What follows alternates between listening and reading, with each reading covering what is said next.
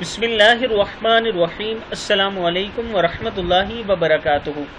عابد راجہ channel کی طرف سے آج میں اپنے دوستوں کو رسول اللہ صلی اللہ علیہ وآلہ وسلم کا ایک فرمان بتاؤں گا کہ آپ کون سی دعا پڑھیں تو جنت میں داخل ہوں گے۔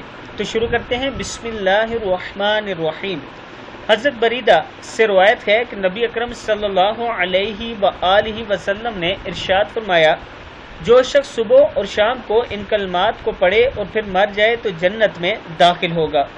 وہ کلمات کیا ہیں؟ بسم اللہ الرحمن الرحیم، ربی اللہ توکلت علی اللہ لا الہ الا هو علیہ توکلت وہو رب العرش العظیم، لا الہ الا اللہ علی عظیم، ما شاء اللہ کان وما لم یشاء لم یکن اعلم ان اللہ علی کل شیء قدیر وان اللہ قد احاط بکل شیء علما۔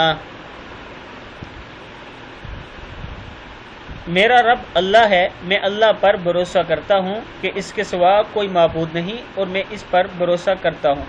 عرش عظیم کا رب ہے، اللہ کے سوا کوئی معبود نہیں، بلندیوں اور عظمتوں والا ہے۔ اللہ جو چاہتا ہے وہ ہوتا ہے اور جو نہیں چاہتا وہ نہیں ہوتا۔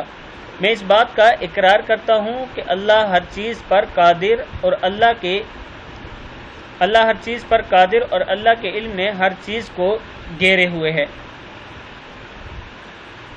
میں اپنے دوستوں سے گزارش کروں گا کہ اس دعا کو صبح و شام ضرور پڑھیں۔ السلام علیکم ورحمۃ اللہ وبرکاتہ۔